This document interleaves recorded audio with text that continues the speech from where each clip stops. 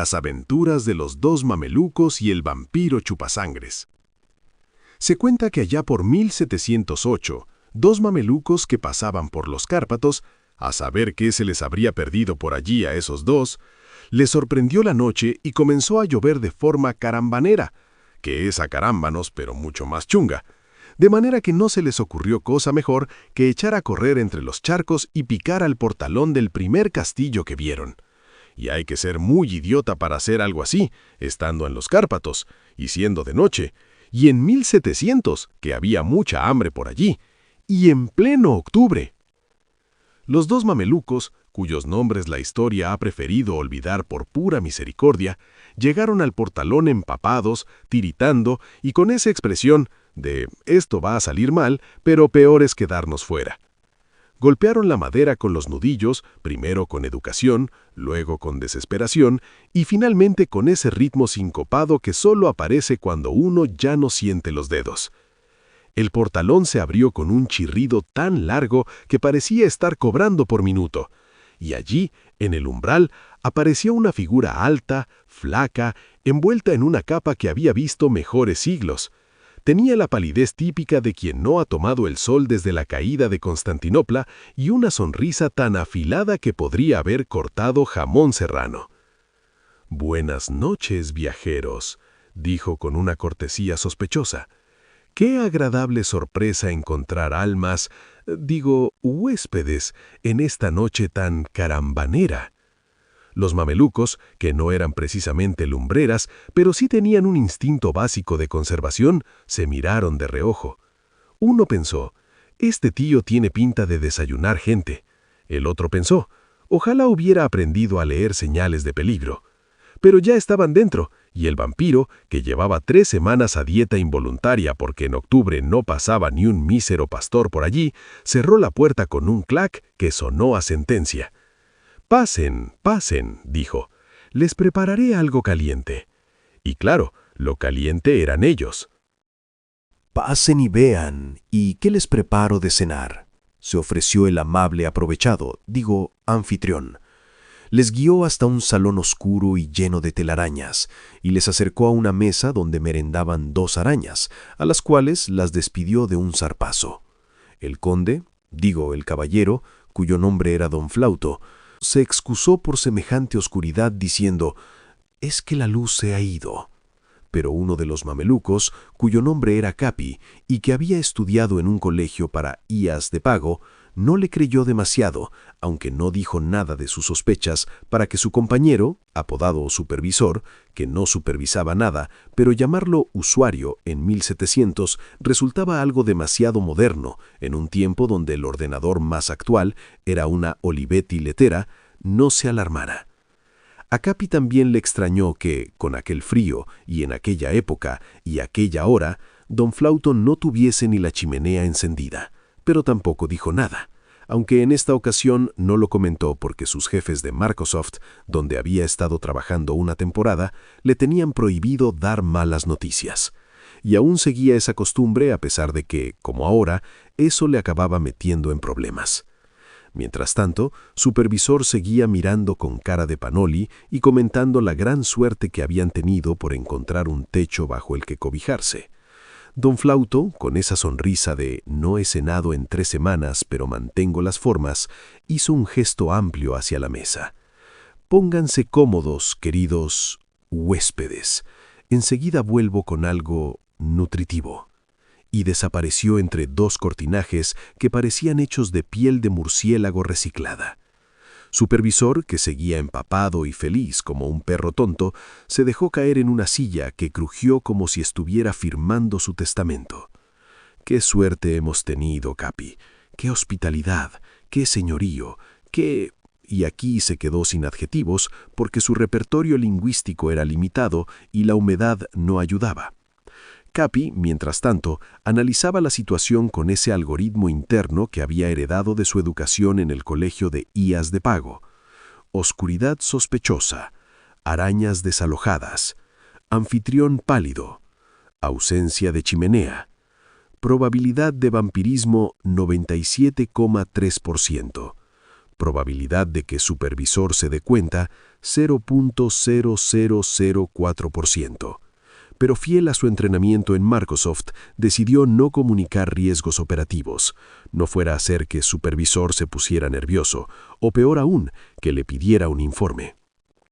Sí, mucha suerte, respondió Capi con la voz de quien ya está redactando mentalmente su epitafio.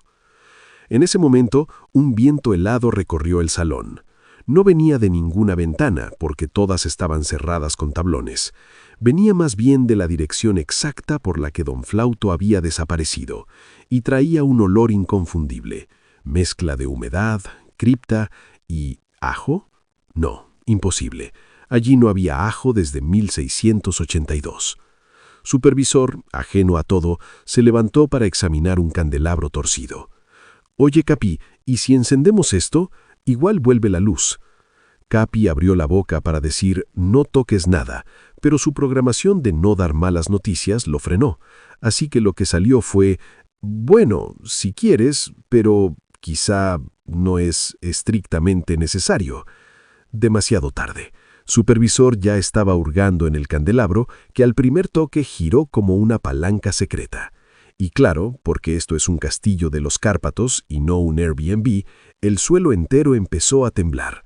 Desde el fondo del pasillo se oyó la voz de don Flauto. «No toquen eso, insensatos. Esa es la palanca del...» Y el suelo se abrió bajo sus pies. Y ¡plof! Se abrió una cripta y de repente comenzaron a salir una retahíla de chavalas y chavales, todos tan pálidos o más como don Flauto. Pero en lugar de echar a correr despavorido o pegarse de cabezazos contra un muro, en lugar de eso, Supervisor comenzó a dar saltos de alegría hacia Capi diciendo «¡Mira, Capi, compañía!».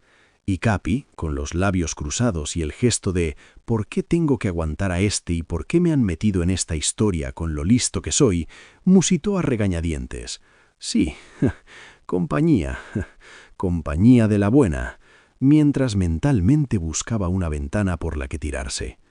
Las criaturas emergieron de la cripta como si alguien hubiera abierto un after clandestino en pleno siglo XVIII. Chavalas y chavales, todos con ese tono de piel que solo se consigue con siglos de anemia y cero vitamina D, se estiraban, bostezaban y parpadeaban como quien sale de una siesta de 200 años. Supervisor, lejos de activar el más mínimo instinto de supervivencia, dio un brinco tan entusiasta que casi se mete de cabeza en la cripta. «Capi, Capi, Capi, compañía, por fin alguien con quien hablar, y qué gente tan blanca». Capi lo miró con esa expresión de «si yo hubiera nacido en otra familia ahora estaría en Constantinopla estudiando ingeniería, no aquí esperando que me drenen como un tetrabric». «Sí, compañía, compañía de la buena». Mientras tanto, los vampiritos recién despiertos se acercaban con curiosidad. No con hambre todavía, no, con curiosidad, como gatos que ven un objeto nuevo y se preguntan si se come, se huele o se empuja de la mesa. Una de las vampiras, con un vestido que había sido elegante en 1620, pero ahora parecía un mantel de posada, se inclinó hacia Supervisor. «¿Sois viajeros?», preguntó con voz aterciopelada. «Sí», dijo Supervisor encantado, «y estamos perdidos, y empapados, y muertos de frío, y...». Capi le clavó un codazo que habría derribado a un búfalo. «Calla, hombre, no des ideas». Pero ya era tarde. Los vampiros intercambiaron miradas de buffet libre. En ese momento, don Flauto apareció de nuevo bajando las escaleras con la dignidad de quien intenta fingir que se le ha escapado su reserva de emergencia. «Queridos huéspedes, veo que habéis conocido a mi familia». Capi tragó saliva. Supervisor aplaudió. Y los vampiros dieron un paso más. La chavala vampírica, melena blanca, piel blanca, vestido blanco que ya era más bien blanco histórico, se inclinó hacia Supervisor con una sonrisa que habría derretido a cualquier mortal, o en este caso, lo habría drenado.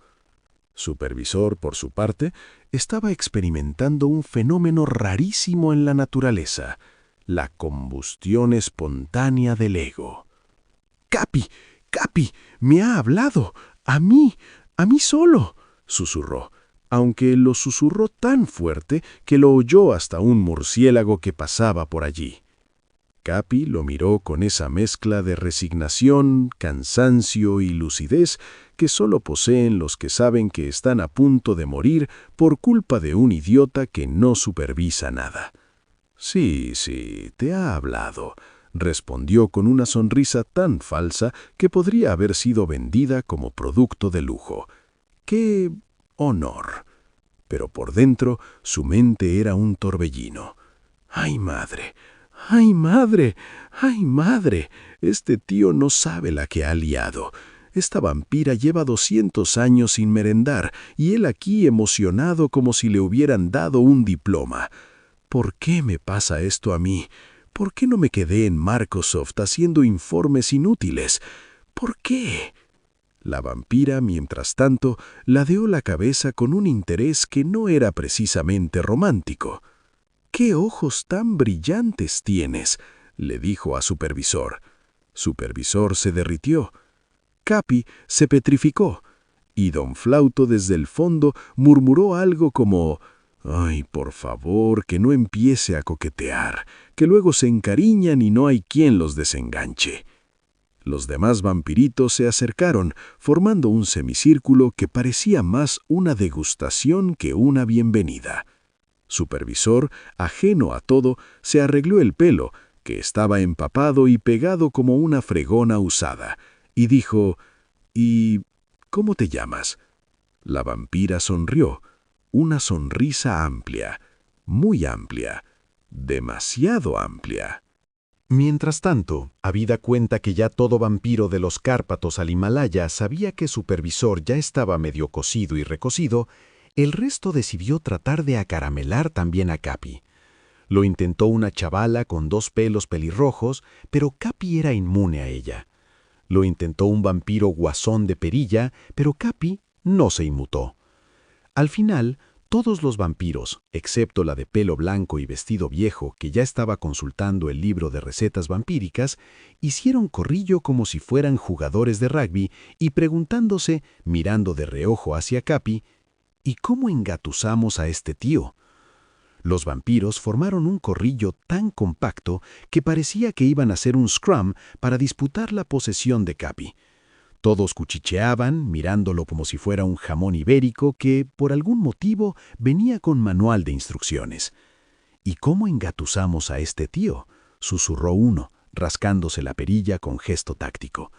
«No reacciona a la pelirroja», dijo otro, ofendido en nombre de la chavala de los 2 pelos rojizos. «Ni al guasón», añadió el propio guasón, dolido en su orgullo vampírico. «Y eso que le guiñé el ojo bueno». A ver», intervino una vampira con moño del siglo XVI. «Este no es como el otro está ya en salsa, pero este piensa». Todos se estremecieron. La palabra piensa no era muy popular en ambientes vampíricos. «¿Y qué hacemos con uno que piensa?», preguntó un vampiro joven recién salido de la cripta que aún llevaba telarañas en las orejas. «Pues», dijo la del moño, «hay que usar técnicas avanzadas». Hubo un murmullo general. Técnicas avanzadas. Eso sonaba a rituales prohibidos, a hablar con educación. «¿Y si le ofrecemos vino?», propuso uno. «No bebe», respondió otro. «Tiene cara de que si bebe algo será agua templada y por obligación». «¿Y si le hacemos ojitos?», preguntó la pelirroja. «No funciona. Tiene mirada de funcionario quemado», dijo el guasón. «¿Y si le prometemos que no nos comeremos al otro?», sugirió un vampiro optimista. Todos miraron a Supervisor, que estaba a 2 frases de pedirle matrimonio a la vampira del vestido blanco. «No cuela», dijo la del moño. «Ese ya está perdido». Mientras tanto, Capi observaba la escena con la expresión de quien está viendo a un grupo de becarios intentando hackear un candado con una cuchara. «Ay, madre, ahora me van a intentar convencer. A mí que llevo toda la noche viendo señales de peligro como si fueran anuncios luminosos. ¿Qué será lo siguiente? ¿Un vampiro intentando hablarme de oportunidades de crecimiento personal?». Los vampiros, tras un momento de silencio dramático, concluyeron al unísono: Habrá que usar la estrategia definitiva. Y todos se giraron hacia don Flauto, que estaba masajeándose las sienes como quien ya sabe que esto va a salir mal. Resolvieron entonces dejarle dormir y atarle mientras dormía. Resolución con la que todos estaban de acuerdo, excepto la del pelo blanco, que protestó diciendo: «Oye, que ya no tengo qué excusas darle a ese tío para que deje de tirarme los tejos». Pero como estaba en minoría, se aguantó. Llevaron a los dos panolis a una habitación en la planta superior, se ofrecieron a cantarles una nana, a lo cual solo Supervisor aceptó, siempre y cuando se la cantase la de pelo blanco. No obstante, de inmediato ella aclaró que era la única del grupo que no había estudiado música. ¡Qué mala pata! Y los dejaron allí para que pasaran aquella agradable noche llena de relámpanos. Media hora después, un vampiro abrió la puerta, dispuesto a llevar a cabo su plan, con una cuerda en su mano. Entró confiado al oír ronquidos, pero su alegría le duró poco al comprobar que, aunque Supervisor roncaba, Capi continuaba despierto como unas castañuelas, mirando ensimismado a las musarañas. Al ver la sombra del vampiro, alzó la voz diciendo: ¡Que estoy despierto! «Ah, perdón», dijo el vampiro, cerrando la puerta con sigilo. Esto se repitió una y otra vez durante las 2 horas siguientes, tras lo cual los vampiros volvieron a hacer cónclave, diciéndose: «¿Pero qué pasa? ¿Ese no duerme?». Los vampiros estaban agotados, no físicamente, porque llevaban muertos siglos, sino moralmente. 2 horas intentando atar a un humano que, por algún motivo insondable, no dormía jamás. El cónclave se reunió en la sala principal, alrededor de una mesa que había visto más conspiraciones que cenas. «¿Pero qué pasa?», dijo el Guasón tirándose de la perilla. «¿Ese no duerme?». «Yo he entrado 3 veces», dijo la pelirroja de los 2 pelos. «3. Y cada vez que pongo un pie dentro, el tío me mira como si estuviera contando ovejas en mi cara». «Yo he probado a entrar sin hacer ruido», dijo otro. «Pero nada. En cuanto la puerta hace clic, él, que estoy despierto». Es como un perro guardián, pero sin la parte útil. «¿Y si esperamos a que se duerma de verdad?», propuso uno joven con entusiasmo de becario. Todos lo miraron con la compasión que se reserva para los ingenuos. «Llevamos 2 horas esperando», dijo la del moño del siglo XVI. «2 horas, y el otro sigue ahí mirando al techo como si estuviera resolviendo ecuaciones». «¿Y si le damos un golpe en la cabeza?», sugirió uno. «No», respondió don Flauto, que acababa de llegar con cara de «me estáis arruinando la noche». Hubo un silencio incómodo. «¿Y si...?» empezó la vampira del vestido blanco, que llevaba media hora hojeando el libro de recetas. «¿Y si dejamos al listo despierto y nos comemos al otro?». Todos miraron a Supervisor, que seguía roncando en la planta de arriba con la inocencia de un bebé y la vulnerabilidad de un filete. «No podemos», dijo don Flauto. «Si lo hacemos, el otro se nos escapa, y no quiero tener que perseguir a nadie por el bosque. Tengo la ciática fatal». Los vampiros suspiraron al unísono. Era un suspiro largo, colectivo, lleno de frustración. «Pues habrá que volver a intentarlo», dijo el Guasón, «pero esta vez con estrategia». «¿Qué estrategia?», preguntó la pelirroja. El Guasón se encogió de hombros. «No sé, improvisamos, como siempre». «Yo creo que lo mejor es que nos lancemos todos a una a por él, sin darle oportunidad ni de levantarse», dijo el más viejo de todos, que tampoco se podría decir muy exactamente quién era, porque allí viejos eran todos. «¡Buena idea!», dijo uno. «¡Buena idea!», dijo otro. «¡Buena idea!», dijo don Flauto, aliviado por no tener que correr. Y de tal guisa llegaron al piso superior, se arremolinaron ante la puerta y, todos a una, saltaron como quien ve un billete de 10 euros sin dueño. Pero entonces, para su sorpresa, se dieron cuenta de que en la habitación no había nadie, solo unas sábanas atadas como cuerdas desde la ventana al suelo.